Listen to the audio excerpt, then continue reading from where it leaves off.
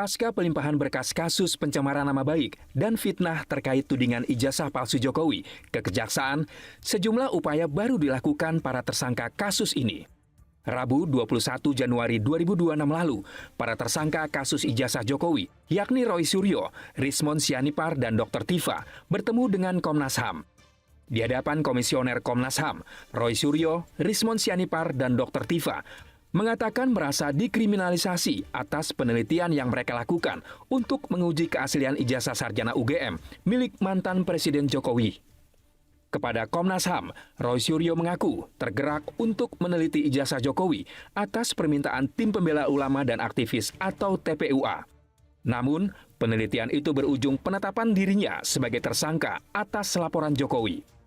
Imbas status tersangka ini, mantan Menpora itu menganggap terjadi pelanggaran HAM berat karena dirinya dicegah bepergian ke luar negeri dan wajib lapor ke polisi. Informasi kami dulu pernah datang ke sini dan juga menyampaikan, dan tadi Komnas HAM juga menyampaikan kalau dulu sudah bergerak, tetapi ini ada beberapa data baru yang termasuk yang di-highlight adalah ketika status kami naik menjadi tersangka, kemudian kami kena cekal, kemudian kami kena wajib lapor. Itu adalah pelanggaran hak asasi manusia yang luar biasa berat. Ya. Dan kami tadi menyampaikan bahwa ini buktinya, kalau kami itu ketika melakukan penelitian, itu adalah resmi diminta oleh TPUA waktu itu, selaku saksi. Ya, selaku ahli, dan saksi atau ahli itu berdasarkan Undang-Undang Perlindungan Saksi dan Korban itu memang tidak boleh ditersangkakan gitu, apalagi dilakukan pelanggaran hak asasi manusia seperti kami. Narasi diskriminalisasi tersebut dibantah kuasa hukum Jokowi, Rifai Kusumanegara. Menurut Rifai, Roy Suryo CS diduga telah melakukan fitnah dan penghinaan terhadap mantan Presiden Jokowi atas tuduhan ijazah palsu sepanjang Januari hingga April 2025 lalu. Rifai memandang Roy Suryo CS hanya membangun alibi pembebasan sebagai peneliti atau kegiatan akademis setelah dilaporkan Jokowi ke polisi. Upaya perlawanan atas penetapan Roy Suryo CS sebagai tersangka kasus pencemaran nama baik dan fitnah terkait ijazah Jokowi pekan ini juga dilakukan dengan menghadirkan sejumlah saksi meringankan. Salah satu saksi ahli yang dihadirkan untuk diperiksa penyidik Polda Metro Jaya Selasa 20 Januari 2026 lalu adalah pakar komunikasi politik Henry Subiakto. Sebelum menjalani pemeriksaan, salah satu penyusun Undang-Undang ITE itu blak-blakan memprotes penggunaan Pasal 32, Pasal 35, Pasal 28 Ayat 2, hingga Pasal 27 A UU ITE yang ia nilai tidak tepat. Henry mengatakan UU ITE tidak semestinya dipakai untuk menjerat orang-orang yang berbeda pandangan politik dengan negara atau pemerintah. Henry mengaku terpanggil menjadi saksi meringankan untuk meluruskan tafsir hukum tersebut karena miris melihat Undang-Undang ITE digunakan untuk memidana aktivis atau akademisi yang kritis. Saya hadir karena apa? Jangan sampai Undang-Undang ITE ini dipakai untuk jeratin orang-orang yang berbeda pandangan politiknya dengan negara atau pemerintah. Ini kasus yang sangat jadi perhatian publik aja, pemanfaatan dan penerapannya salah.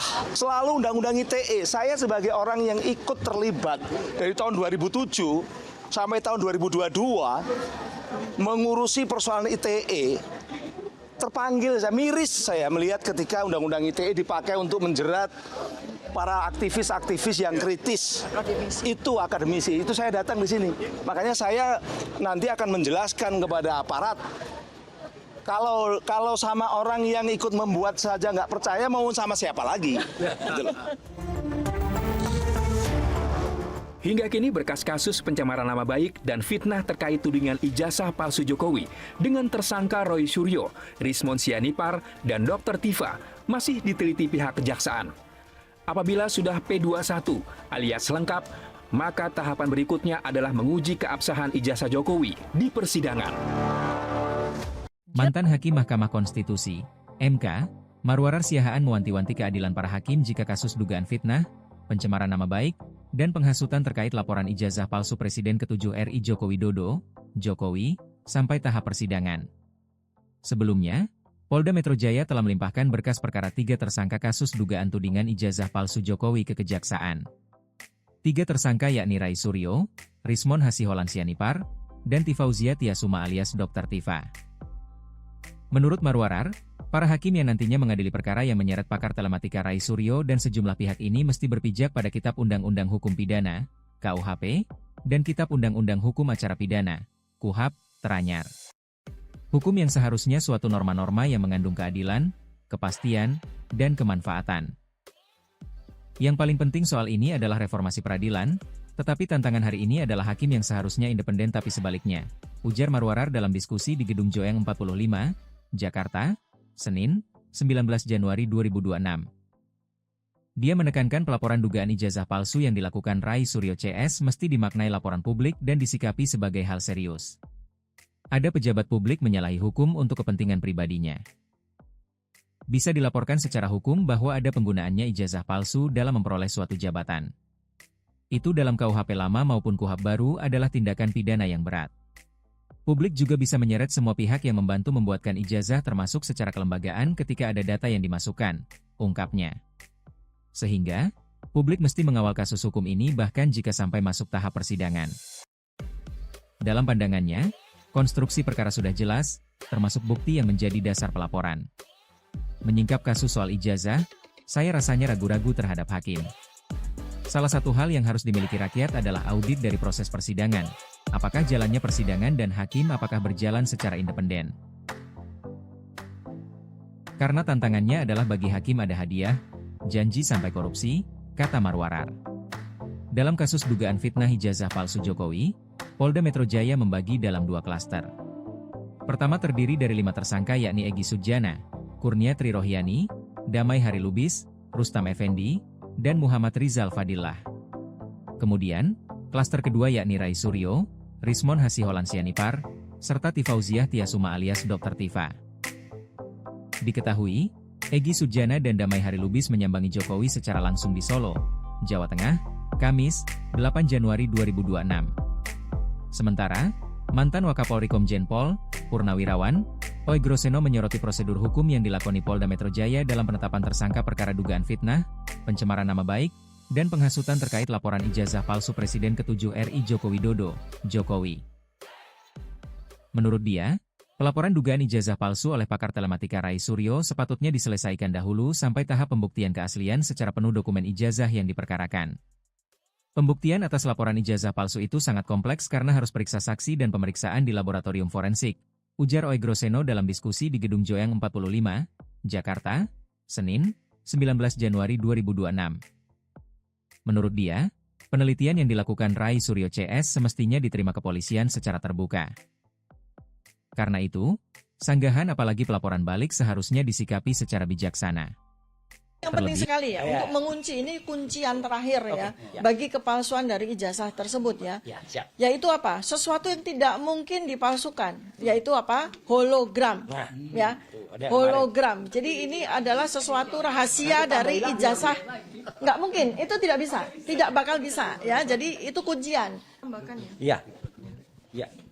Ya, saya tambahkan yang kami laporkan sebagai sebuah diskriminasi berat ya, sebagai sebuah pelanggaran HAM berat, adalah bahwa mulai dari kami menjadi saksi, kemudian naik menjadi terlapor, lalu naik menjadi tersangka itu, kami sama sekali belum diberikan kesempatan untuk memanggil saksi-saksi maupun ahli-ahli kami. Saksi ada charge maupun ahli-ahli kami yang menjadi justifikasi bahwa kami memang betul-betul peneliti yang merupakan ekspertis ya di dalam bidang yang kami gunakan untuk melakukan penelitian terhadap ijazah dan dokumen-dokumen dari Joko Widodo, termasuk perilaku beliau yang capture pada video-video, narasi-narasi, pidato-pidato maupun foto-foto mulai dari tahun 2014 sampai tahun 2025 yang menjadi bahan dari penelitian kami. Nah, kemudian berkas kami ya sebagai tersangka sudah dilimpahkan oleh Polda Metro Jaya itu di tanggal 13 Januari 2026. Padahal tidak ada satupun saksi-saksi kami maupun ahli-ahli kami yang sudah diperiksa oleh Polda Metro Jaya. Artinya berkas itu adalah semacam mangga karbitan yang mentah dilemparkan ke kejaksaan. Dan yang anehnya lagi, pada saat berkas kami sudah dilimpahkan dari Polda ke kejaksaan, di tanggal 15 Januari, Polda memberikan kepada kami surat pemanggilan saksi-saksi dan ahli-ahli kami. Artinya ini adalah sebuah pelanggaran HAM yang luar biasa.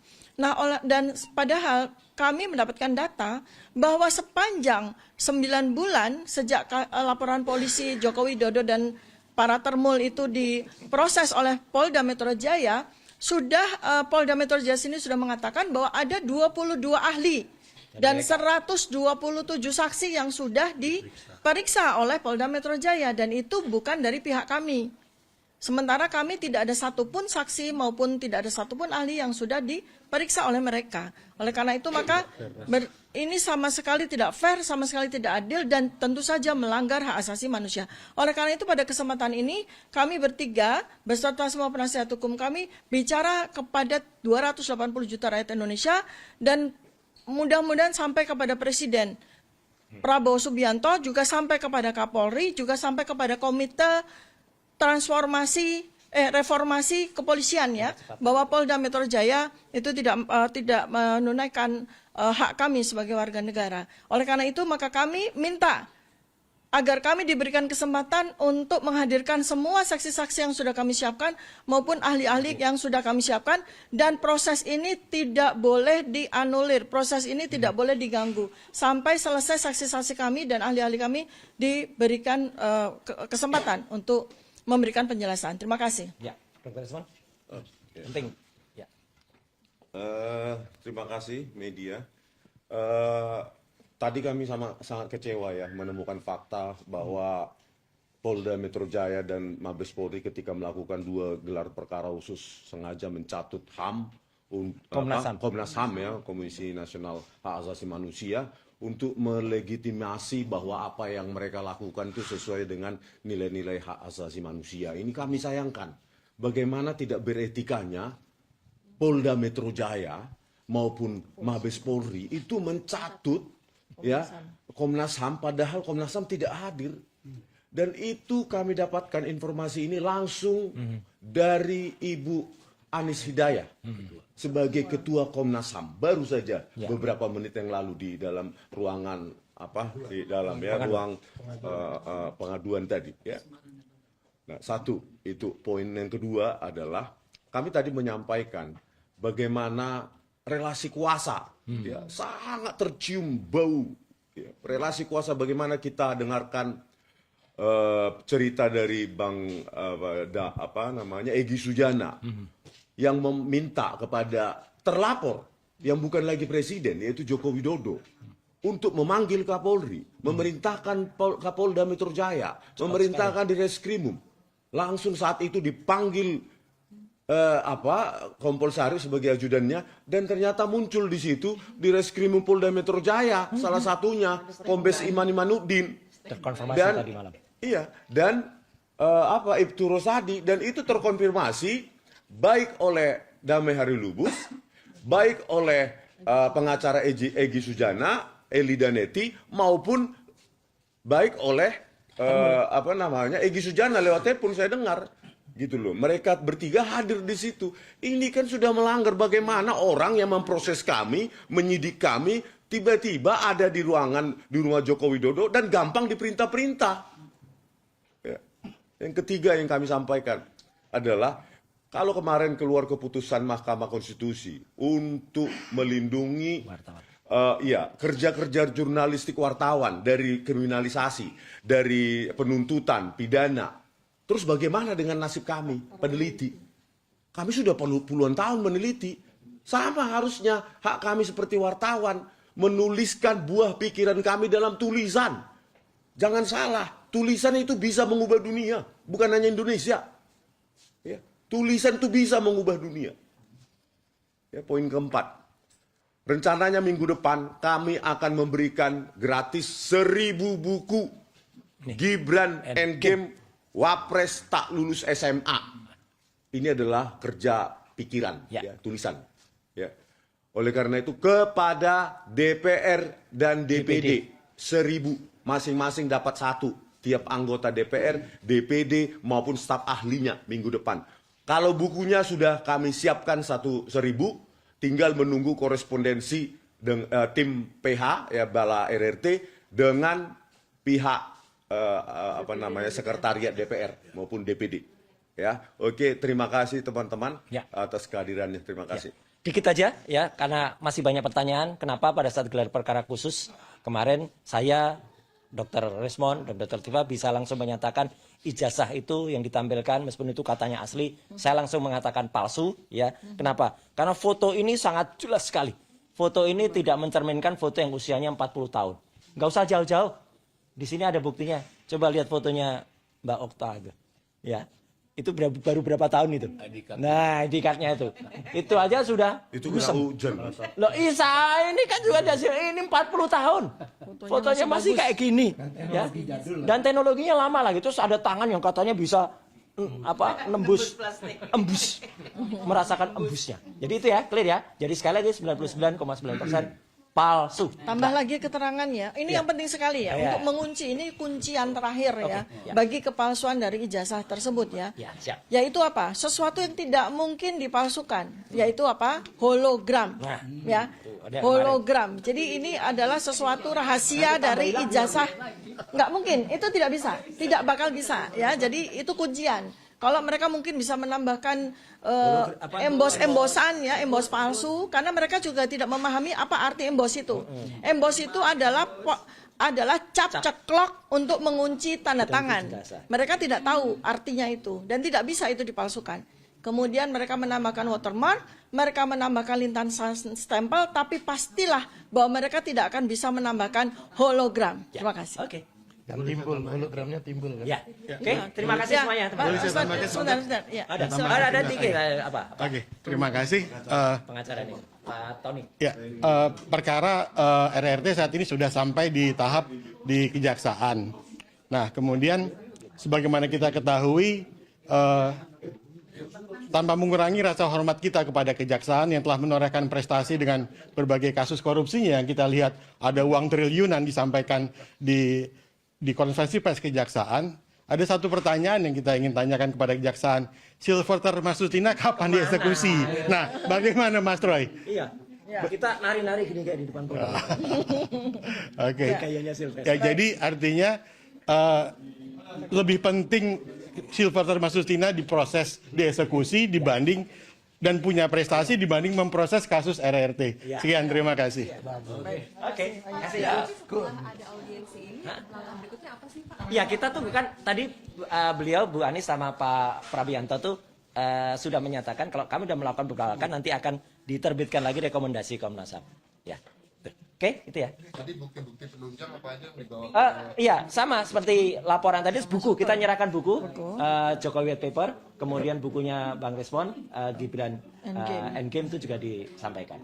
Nanti buktinya nanti akan sampaikan Pak Refli, salah satu saya juga akan nambahkan. Karena dulu saya pernah menyampaikan presentasi tertulis kepada Pak Prabianto yang kesimpulannya tadi, yang saya sampaikan bahwa ijazah itu adalah palsu karena skripsinya juga palsu. Tetap Jadi tidak berubah. mention kami, Komnas HAM itu adalah institusi taktis langsung di bawah Presiden. Ya.